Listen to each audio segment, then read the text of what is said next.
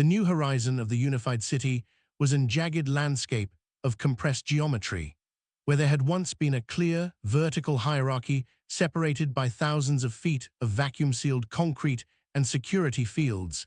There was now only the raw, smoking friction of the Great Convergence. The colossal white marble towers of the high spires had settled directly into the industrial oil-stained staging decks of the mid-sector, their pristine crystalline facades cracked open like eggshells, spilling luxury data spikes and gold-threaded tapestries into the massive, open-air machine shops below. The air was a turbulent, heavy soup.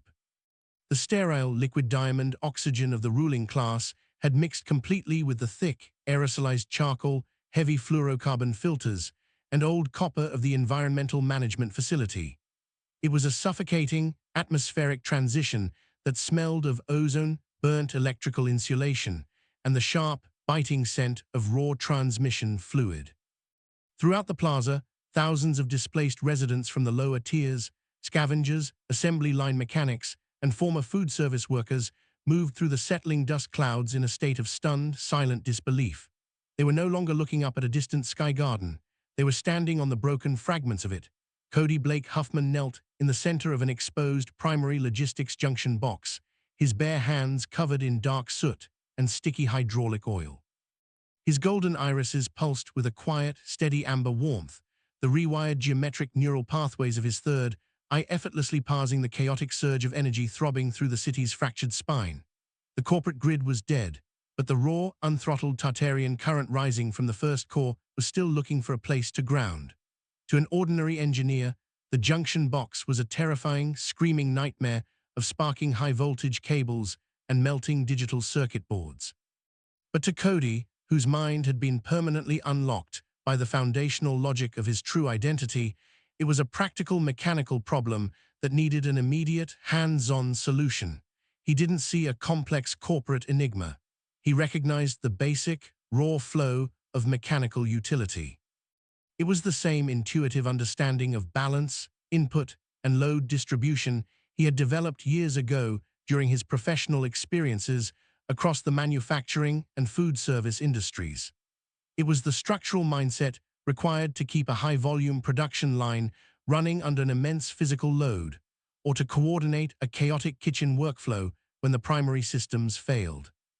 He knew exactly how much stress a copper line could take before the insulation gave way, and he knew that if he didn't construct a reliable bypass loop within the next 10 minutes, the entire sector's water recycling grid would experience a catastrophic thermal lock. "Secondary pressure lines are backing up," Mara called out, her voice cutting through the constant, low-frequency hiss of escaping steam. She stood 20 feet away atop a buckled titanium structural strut, her industrial prosthetic arm raised as its high-contrast thermal lenses scanned the shifting layout of the distribution hub. Cody, the high-tier culinary reservoirs are draining straight into the low-sector grey-water mains. The valves are cycling out of sequence. The pressure differential is hitting 4 atmospheres, and the manual gates are completely jammed by the shifting stone. "They aren't jammed, Mara," Cody responded, his voice calm, level, and carrying a resonant authority that instantly anchored the anxious technicians working around him. "They're just ungrounded. The corporate system used electronic solenoids to hold the gates shut. Now that the network is open, the springs are trying to return to their baseline position, but the high-frequency static is locking the relays." Cody reached into his tool wrap, his fingers instantly selecting a heavy, unpolished iron spanner. As he looked at the complex, multi-layered valve assembly before him, a vivid flash of clarity cut through his awareness, a deep, comforting memory that didn't feel like lines of corporate code, but like an old, lived reality. He remembered the basic geometric principles of fluid dynamics and physical leverage he had first mapped out as a child during his time in the gifted and talented education program at Keene Elementary School in Wooster, Ohio. He remembered the simple, practical layout he had designed for the Manifest Greatness Laundromat framework, a school project built on the absolute necessity of reliable plumbing, independent water inlets, and mechanical overrides that could be operated by hand when the digital infrastructure failed. He didn't need a corporate administrative key. He applied the spanner directly to the manual override pin of the primary distribution pump, balancing his physical weight against the iron lever with a calculated, steady pressure. It was the exact same tactical mechanical logic one would use when executing a difficult transmission swap or bypassing a damaged crankshaft position sensor plug on a project vehicle in a dark garage. You find the physical failure point, you isolate the ground, and you force the loop to complete. With a sharp, rhythmic clatter, Cody slammed the iron spanner against the solenoid housing, shattering the delicate digital relay casing. The heavy internal spring violently released, and the massive mechanical gate valve spun open all at once, releasing a roaring torrent of trapped water through the secondary filtration lines, instantly relieving the dangerous pressure spike across the entire residential block. Line is clear. Mara shouted, her mechanical eye whirring through a fast diagnostic sequence as she watched the pressure gauges on her handheld receiver drop safely into the green zone. The lower tenements have water, Cody. The flow is stable. Before the local crowd could celebrate, a harsh, metallic screech echoed from the western edge of the plaza. Out of the dense gray fog of the collapsed spire, a massive, automated corporate logistics drone emerged. It was a sleek, multi-legged harvesting unit composed of polished white ceramic and reinforced chrome, its surface bearing the faded silver insignias of the High Tables Agricultural Division. The drone's central sensor pod was heavily damaged, its gold lenses strobing with a violent, erratic purple static as its internal combat processor struggled to interpret the horizontal collapse of the tiers. Without a central network connection to guide its parameters, the automated unit had reverted to its primary security script. It was attempting to isolate, quarantine, and clear the sector of all unregistered biological signatures. The drone raised its twin kinetic rail cutters, the heavy tools whistling with a high-frequency energy charge as it advanced blindly toward a group of fleeing families who had been huddled near an old mid-sector cargo bay. A machine without a master is nothing but an expensive wild animal, a cold, smooth baritone voice remarked from the shadows of a collapsed marble pillar. The Vampire King stepped into the light, his long black cloak pinned back to reveal his silver-threaded armor, now covered in a thick layer of industrial dust and silver seraphim fluid. The midnight black eclipse blade hung silently in his right hand, its central crystallized artery pulsing with a deep, aggressive crimson that seemed to vibrate in perfect synchronization with the raw Tartarian current humming through the floor plates. The immortal didn't look at the drone with caution. His pale, flecked features held a look of pure, ancient amusement. For 5 centuries, your creators used these digital hounds to keep my people pennied in the dark, the king whispered, his crimson eyes locking onto the strobing sensor pod of the machine. They believed that an equation could replace the simple law of iron and blood. They forgot that iron does not forget the forge. The corporate drone detected the king's unregistered physical signature, its multi-legged chassis spinning around instantly as it launched its left kinetic rail cutter in a devastating, horizontal arc designed to sever the immortal in two. The king did not dodge. He moved with a preternatural, terrifying velocity that defied the physical limits of the compressed sector. The eclipse blade came up in a sweeping, vertical parry, the midnight glass blade colliding with the high-frequency rail cutter with a sound like a tearing atmosphere. The collision sent a brilliant shower of white-hot kinetic sparks raining across the marble floor plates, but the immortal's stance remained completely unyielding. With a fluid, continuous motion, the king twisted his grip on the greatsword, utilizing the drone's own forward momentum to redirect the blow, slicing cleanly through the articulated chrome joint of the machine's left leg.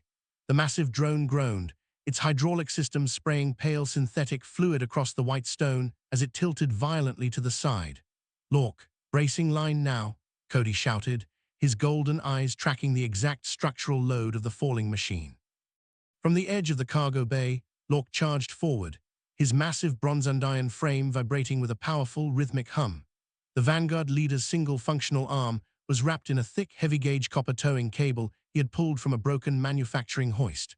With a brutal, physical heave, Lork threw the braided cable around the drone's remaining upright legs, anchoring his heavy boots into the concrete foundation as his internal pneumatic systems operating at their absolute safety threshold. Have the weight, Lork bellowed, his vertical amber lenses clicking into a tight, focused line as his gears ground together with a harsh metallic scream. Finish the loop, Cody. The frame cannot hold this torque for long. Cody didn't run away from the struggling machine. He ran directly toward it. His third eye mapped out the internal electrical architecture of the drone through its white ceramic armor plating. He could see the primary lithium-ion battery array pulsing with a highly volatile, ungrounded charge, its internal governors trying to draw power from a network that no longer existed. It was exactly like troubleshooting a complex, modified electrical harness on a high-performance engine when the aftermarket short ram air intake had fouled the primary mass airflow sensor lines. The system was hunting for a baseline reference point, and it was running dangerously lean. Cody leaped onto the back of the thrashing drone, his soot-stained hands reaching directly into the exposed, sparking maintenance access panel beneath the central sensor pod. He didn't use an administrative diagnostic tool. He pulled a loose, heavy-gauge copper jumper wire from his pocket and manually jammed it between the primary power distribution relay and the main chassis ground frame. "System override," Cody muttered, his golden eyes flaring with a brilliant, concentrated burst of universal geometry. "Identify the signature, Cody Blake Huffman." The effect was instantaneous. The violent purple static strobing within the drone's gold lenses vanished, replaced by a steady, solid green illumination. The high-frequency whistle of the kinetic rail cutters died down into a silent, peaceful discharge. The machine's internal combat processor stopped hunting for targets, its articulated legs locking into a stable, defensive tripod position that permanently braced the collapsing marble ceiling tiles above the cargo bay families. The drone had not been destroyed.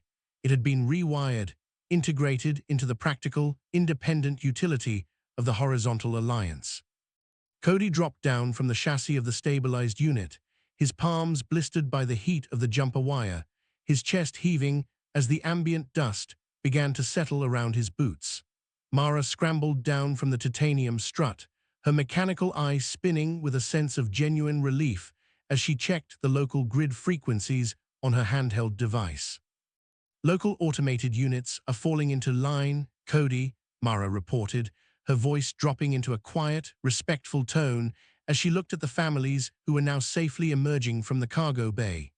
"The administrative sweeps from the high spires are completely dead, but we have a much larger problem developing on the long-range arrays.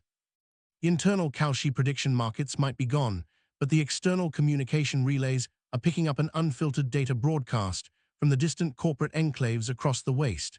They've detected the desynchronization of the primary matrix. They're trying to establish an orbital tracking lock on our coordinates to initialize a global quarantine." "Them track it," the Vampire King said, stepping up beside Cody as he wiped the silver data fluid from the midnight glass of the Eclipse blade. His crimson eyes held a cold, revolutionary hunger as he looked up through the shattered glass dome of the spires at the open sky beyond. "They believe they are looking at a broken machine that can be repaired with a remote command script. They do not understand that the Foundation has awakened. The numbers have left the ledger, and they are never going back." Cody looked down at his scarred, all-stained hands, then looked out across the vast, chaotic plaza where the people of the lower tiers were already working together to clear the rubble, reroute the grey water lines, and build an independent infrastructure with their own hands.